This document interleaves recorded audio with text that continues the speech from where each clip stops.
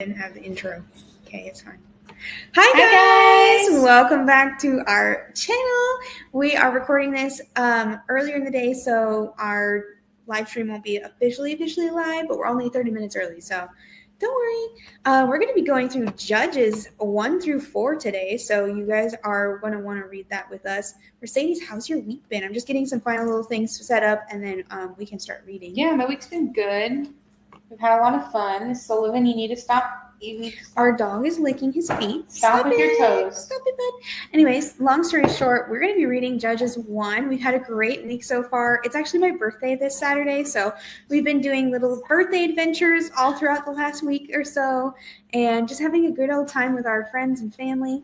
And so, yeah, we're just doing a great time. I'm also, test running my Princess Leia outfit today. Well, part of my Princess Leia hair to see if I can manage the weight of it, and it's pretty nice. Yeah, because you're supposed to wear it to Hollywood Studios. It's gonna be a long day, and I got a theme park tested, so I did all day. Anyway, long story short, we're gonna start reading now. The intro for Judges was literally just see the invitation to Joshua and Judges on Joshua 1. We just finished our thing on Joshua. So we just finished Joshua. So go back to Joshua 1. And then we'll go here to Judges. So we're going to be reading Judges 1 through 4 today. Yes. So we're going to go ahead and present it to you guys here. Let's see. There we go. And read it together. So Judges 1. Mercedes, will you go ahead and read it for us? Actually, do you want to pray to get us into this whole fun thing? There we go. The recording might be a little interesting. All right, Mercedes. Ready? 3, 2, 1. Thank you, Father, so much for this wonderful day and blessing us with the ability to study your word and just read the Bible together. Father, you're just so cool. Just open our hearts and minds for revelation and just speak to us through your word. In Jesus' name, amen. Amen. All right, Mercedes, let's read Judges 1. I put up 2 fingers and I meant to do 1. All right. Israel fights the remaining Canaanites. After the death of Joshua, the Israelites asked the Lord, "Who of us is to go up first to fight against the Canaanites?" The Lord answered, "Judah shall go up. I have given the land into their hands." The men of Judah then said to the Simeonites, their fellow Israelites, "Come up with us into the territory allotted to us to fight against the Canaanites. We in turn will go with you into yours." So the Simeonites went with them. When Judah attacked, the Lord gave the Canaanites and the Perizzites into their hands, and they struck down 10,000 men at Bezek. It was there that they found Adoni-Bezek and fought against him, putting to rout the Canaanites and the Perizzites. Adoni-Bezek fled, but they chased him and caught him and cut off his thumbs and big toes. Ow. I don't know what I was expecting, but it was not that. I suddenly appreciate my thumb. Literally, my big toe was like... I have to grab this bottle like this. That would suck. And mad respect to anybody who does not have thumbs or big toes, because, wow. Anyway, that would be rough. You have it all your life, and then now you can't have it. That would be... Okay. Then Adoni-Bezek said, 70 kings with their thumbs and big toes cut off have picked up scraps under my table. Oh, now God has paid me back for what I did to them. They brought him to Jerusalem, and he died there. Dude, actually, never mind. I get it now. I get why they did that. That actually makes a whole lot of sense. I was like, we cut it off. We were like, why would they do that? And God's judgment is nothing like ours. Okay, so then it says, the men of Judah attacked Jerusalem also and took it. They put the city to the sword and set it on fire.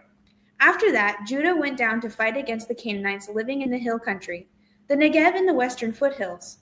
They advanced against the Canaanites living in Hebron, formerly called Kiriath Arba, and defeated Sheshai, Ahiman, and Talmai. Ahiman and Talmai. From there, they advanced against the people living in Debir, formerly called Kiriath Sefer. And Caleb said, "I will give my daughter Aksa in marriage to the man who attacks and captures Kiriath Sefer." Othniel, son of Kenaz, Caleb's younger brother, took it, so Caleb gave his daughter Aksa to him in marriage. One day, when she came to Othniel, she urged him to ask her father for a field. When she got off her donkey, Caleb asked her, "What can I do for you?" She replied, "Do me a special favor. Since you have given me land in the Negev, give me also springs of water. So Caleb gave her the upper and lower springs. The descendants of Moses' father-in-law, the Kenite, went up from the city of palms with the people of Judah to live among the inhabitants of the desert of Judah in the Negev near Arad. Then the men of Judah went with Simeonites and their fellow Israelites and attacked the Canaanites living in Zephath, and they totally destroyed the city. Therefore it was called Hormah. Judah also took Gaza, Ashkelon, and Ekron, each city with its territory. The Lord was with the men of Judah. They took possession of the hill country, but they were unable to drive the people from the plains because they had chariots fitted with iron. As Moses had promised, Hebron was given to Caleb, who drove it from it the three sons of Anak. The Benjamites, however, did not drive out the Jebusites who were living in Jerusalem. To this day, the Jebusites live there with the Benjamites. Now the tribes of Joseph attacked Bethel, and the Lord was with them. When they sent men to spy out Bethel, formerly called Luz, the spies saw a man coming out of the city, and they said to him, "Show us how to get into the city, and we will see that you are treated well." So he showed them, and they put the city to the sword, but spared the man and his whole family. He then went to the land of the Hittites, where he built a city and called it Luz, which is its name to this day. But Manasseh did not drive out the people of Beth Shan, or Tanakh, or Dor, or Ibleam, or Megiddo, and their surrounding settlements, for the Canaanites were determined to live in that land. When Israel became strong, they pressed the Canaanites into forced labor, but never drove them out completely. Nor did Ephraim drive out the Canaanites living in Gezer, but the Canaanites continued to live there among them. Neither did Zebulun drive out the Canaanites living in Kitron or Nahalal, so that these Canaanites lived among them, but Zebulun did subject them to forced labor. Nor did Asher drive out those living in Akko or Sidon or Ahlab or Azib or Helba or Ephek or Rehob. The Asherites lived among the Canaanite inhabitants of the land because they did not drive them out. Neither did Naphtali drive out those living in the Beth Shemesh or Beth Hanath. But the Naphtalites too lived among the Canaanite inhabitants of the land, and those living in Beth Shemesh and Beth Anath became forced laborers for them. The Amorites confined the Danites to the hill country, not allowing them to come down into the plain. And the Amorites were determined also to hold out in Mount Erez, Eshan, and Shalabim. But when the power of the tribes of Joseph increased, they too were pressed into forced labor. The boundary of the Amorites was from Scorpion Pass to Selah and beyond. Wow. Lots of maneuvers. Lots of maneuvering and maneuvements. The angel of the Lord at Bokim. Bokim. All right, Mercedes. We're just going to jump straight into it. Let's do it. Judges 2. The angel of the Lord at Bokim. The angel of the Lord went up from Gilgal to Bokim and said, "I brought you up out of Egypt and led you into the land I swore to give to your ancestors. I said, I will never break my covenant with you, and you shall not make a covenant with the people of this land, but you shall break down their altars. Yet you have disobeyed me. Why have you done this? And I have also said, I will not drive them out before you. They will become traps for you, and their gods will become snares to you." When the angel of the Lord had spoken these things to all the Israelites, the people wept aloud, and they called that place Bokim. Bokim means weepers. There they offered sacrifices to the Lord. Disobedience and defeat. After Joshua had dismissed the Israelites, they went to take possession of the land, each to their own inheritance. The people served the Lord throughout the lifetime of Joshua and of the elders who outlived him and who had seen all the great things the Lord had done for Israel. Joshua, son of Nun, the servant of the Lord, died at the age of 110, and they buried him in the land of his inheritance, at Timnath Heres, which also known as the Timnath Serah, which is like in the hill country of Ephraim, north of Mount Gash.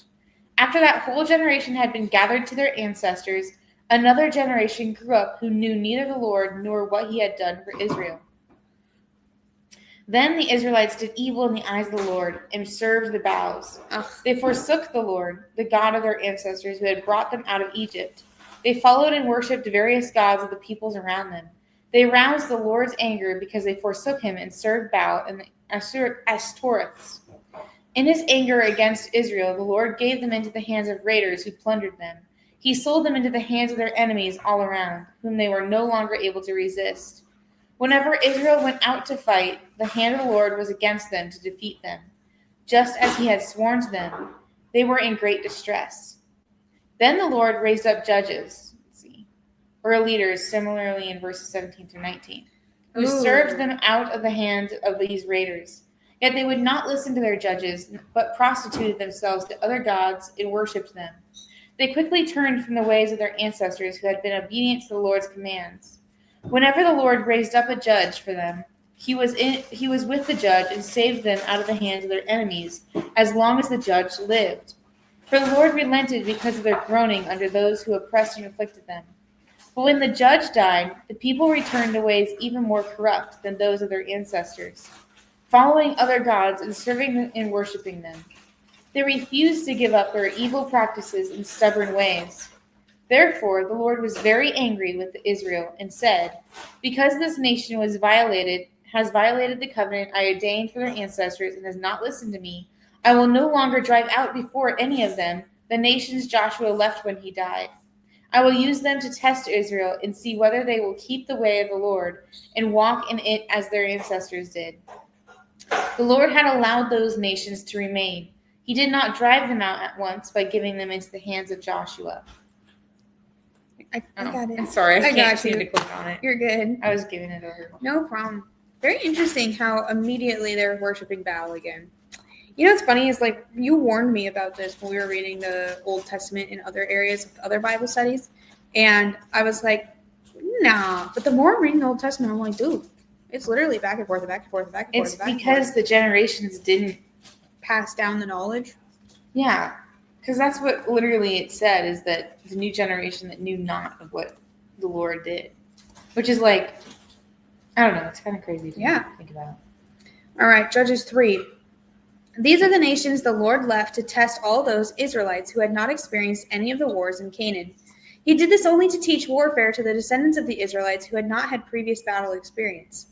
The 5 rulers of the Philistines, all the Canaanites, the Sidonians, and the Hivites living in the Lebanon mountains from Mount Baal Hermon to Nebo Hamath. They were left to test the Israelites to see whether they would obey the Lord's commands, which he had given their ancestors through Moses. The Israelites lived among the Canaanites, Hittites, Amorites, Perizzites, Hivites, and Jebusites. They took their daughters in marriage and gave their own daughters to their sons and served their gods. Othniel. The Israelites did evil in the eyes of the Lord. They forgot their God and served the Baals and the Asherahs. The anger of the Lord burned against Israel so that he sold them into the hands of Cushan-Rishathaim, king of Aram Naharaim, to whom the Israelites were subject for 8 years. But when they cried out to the Lord, he raised up for them a deliverer, Othniel, son of Kenaz, Caleb's younger brother, who saved them. The Spirit of the Lord came on him so that he became Israel's judge and went to war. The Lord gave Cush, king of Aram, into the hands of Othniel, who overpowered him. So the land had peace for 40 years, until Othniel, son of Kenaz, died. Ehud. Again, the Israelites did evil in the eyes of the Lord, and because they did this evil, the Lord gave Eglon, king of Moab, power over Israel. Getting the Ammonites and Amalekites to join him, Eglon came and attacked Israel, and they took possession of the city of palms. The Israelites were subject to Eglon, king of Moab, for 18 years. Again, the Israelites cried out to the Lord, and he gave them a deliverer, Ehud, a left-handed man, the son of Gera the Benjamite. The Israelites sent him with a tribute to Eglon, king of Moab. Now Ehud had made a double-edged sword about a cubit long, which he strapped to his right thigh under his clothing, about 18 inches or 45 centimeters. He presented the tribute to Eglon, king of Moab, who was a very fat man. After Ehud had presented the tribute, he sent on their way those who had carried it. But on reaching the stone images near Gilgal, he himself went back to Eglon and said, "Your Majesty, I have a secret message for you." The king said to his descendants, "Leave us," and they all left. Ehud then approached him while he was sitting alone in the upper room of his palace, and said, "I have a message from God for you." As the king rose from his seat, Ehud reached with his left hand, drew the sword from his right thigh, and plunged it into the king's belly. Even the handle sank in after the blade, and his bowels discharged. Ehud did not pull the sword out, and the fat closed in over it. Then Ehud went out to the porch, and he shut the doors of the upper room behind him and locked them. After he had gone, the servant came and found the doors of the upper room locked. They said, "He must be relieving himself in the inner room of the palace." They waited to the point of embarrassment, but when he did not open the doors of the room, they took a key and unlocked them.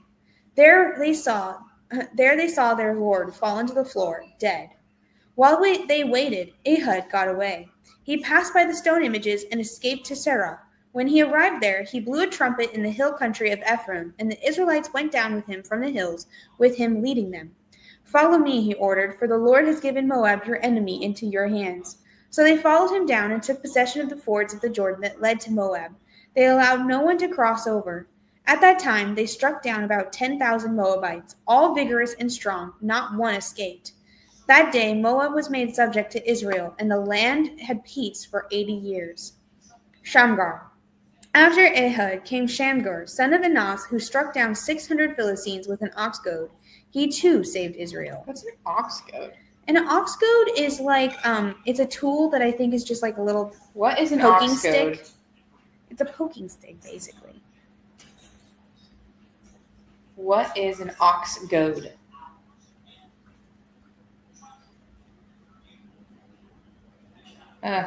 Sorry. I'll look it up later. Is it? It's not coming up. It's not. Yeah. It's a stick with a pointy it on has it. like a little. Okay. Yeah, we've seen them Whoa, at he some took thrift out. stores. Okay. He took out Go back. six. It's at the very bottom. It says He took out who struck down 600 600 Philistines with an ox with goad, y'all. that, guys. Wow. That. A little stick with a point on it. Wow. All right. Judges 4. That would be intense. Ooh, Deborah. Deborah. Allie, you and I all just read this recently, and so we all you should remember who Deborah is. Did we read Judges recently? Yeah. Samson and Delilah. This is Deborah, and we didn't read We that. read all of We were reading Samuel. No, Samson and Delilah is in Judges. We read Deborah. You'll remember once we read it. All right, Saying it- Judges 4, Deborah. Again, the Israelites did evil in the eyes of the Lord, now that Ehud was dead. So the Lord sold him into the hands of Jabin, king of Canaan, who reigned in Hazor. Sisera, the commander of his army, was based in Harosheth Hagoyim, because he had 900 chariots fitted with iron and had cruelly oppressed the Israelites for 20 years. They cried to the Lord for help. Now Deborah, a prophet, the wife of Lapidoth, was leading Israel at that time. She held court under the palm of Deborah between Ramah and Bethel in the hill country of Ephraim. And the Israelites went up to her to have their disputes decided. She sent for Barak, son of Abinoam, from Kadesh in Naphtali, and said to him, "The Lord, the God of Israel, commands you, go, take with you 10,000 men of Naphtali and Zebulun, and lead them up to Mount Tabor. I will lead Sisera, the commander of Jabin's army, with his chariots and his troops to the Kishon River, and give him into your hands." Barak said to her, "If you go with me, I will go, but if you don't go with me, I won't." "Certainly I will go with you," said Deborah, "but because of the course you are taking, the honor will not be yours, for the Lord will deliver Sisera into the hands of a woman." So Deborah went with Barak to Kadesh. There Barak summoned Zebulun and Naphtali, and 10,000 men went up under his command. Deborah also went with him. Now Heber, the Canaanite, had left the other Canaanites, the descendants of Hobab, Moses' brother-in-law, and pitched his tent by the great tree in Zenim near Kadesh. When they told Sisera that Barak, son of Abinoam, had gone up to Mount Tabor, Sisera summoned from his Harosheth Hagoyim to the Kishon River all of his men and his 900 chariots fitted with iron. Then Deborah said to Barak, "Go, this is the day the Lord has given Sisera into your hands. Has not the Lord gone ahead of you?" So Barak went down Mount Tabor with 10,000 men following him. At Barak's advance, the Lord routed Sisera and all his chariots and the army by the sword, and Sisera got down from his chariot and fled on foot. Barak pursued the chariots and the army as far as Harosheth Hagoyim, and all Sisera's troops fell by the sword. Not a man was left. Sisera, meanwhile, fled on the foot to the tent of Jael, the wife of Heber the Kenite. The Kenite. Thank you. because there was an alliance between Jabin, king of Hazor, and the family of Heber, the Kenite. Sorry. Jael went out to meet Sisera and said to him, "Come, my lord, come right in. Don't be afraid." So he entered her tent, and she covered him with a blanket. "I am thirsty," he said. "Please give me some water." She opened a skin of milk, gave him a drink, and covered him up. "Stand in the doorway of the tent," he told her. "If someone comes by and asks you, 'Is anyone in there?' say no." But Jael, Heber's wife, picked up a tent peg and hammer and went quietly to him while he lay fast asleep, exhausted. She drove the peg through his temple into the ground, and he died. Just then, Barak came by in pursuit of Sisera, thank you, and Jael went out to meet him. "Come," she said, "I will show you the man you're looking for." So he went in with her, and there lay Sisera with a tent peg through his temple, dead. On that day, God subdued Jabin, king of Canaan, before the Israelites, and the hand of the Israelites pressed harder and harder against the Jabin, king of Canaan, until they destroyed him. I was like, I don't remember this. And then as soon as I read, it'll be delivered into the hands of a woman, I went, oh, yeah. It's that scene. So it's funny because I see a lot of Christian memes about this now, where it's like, they're like, don't trust a woman with a tent peg. Like, you should, like, people are like, it's actually scarier to be in the forest alone with a woman who randomly welcomes you into her tent. It's, you know what I just realized? In the Old Testament. You know what I just realized? I wonder if this is that story that, Hansel and Gretel's story is based off of. Like, the random witch in the woods that invites them in and feeds them and then kills them. Loosely based. You know what I mean? Why don't we ask? The story of Deborah. Is the story of Hansel and Gretel loosely based on the story of Deborah in Judges 4. The Bible? No. The story of Hansel and Gretel is not loosely based on the story of Deborah in the Bible. Hansel and Gretel is a German fairy tale collected by the Brothers Grimm and first published in 1812. While it's a fictional story, some elements have been inspired by real events like Great Famine of the 1300s. The story is rooted in... Okay. But no. No, okay. Well, you know. No. I saw a coincidence and thought it would run with it, but... I can see where you were going with that. Yeah. So anyway, that was today. 1 through 4. Oh my gosh. I'm very glad that we got to do this together. I actually do remember a little bit of Judges, so I'm excited to continue reading it. We're going to read 1 through 4, or we've just read 1 through 4. We're going to read 5 through 8 next week, and we'll just do groups of 4 until we're done. Yeah. And yeah, you guys should just tune in. Tomorrow we have a Bible study in Epcot in person. For those of you who are here in Florida, y'all should join us. We'd love to see you. You don't have to RSVP, but we would love for you too, so we can see and expect whoever's coming. And it just helps us keep count on everything. But for future reference, we do have 2 more Bible studies coming up the rest of this month. We have one on the 19th in the morning at Disney Springs, and then we have one on the 21st. Let me just double check.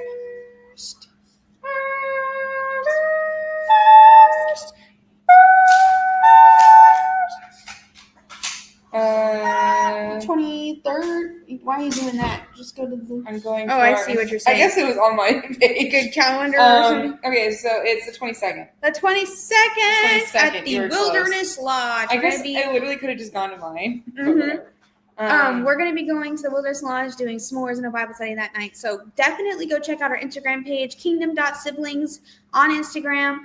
Join our group chat. You get all the information direct to your inbox whenever we're doing stuff. And yeah, you don't want to miss any of this stuff. We do this every Tuesday as well. So make sure to like and subscribe. We really appreciate you guys. We'll see you guys next time. Thanks for watching. Thank you.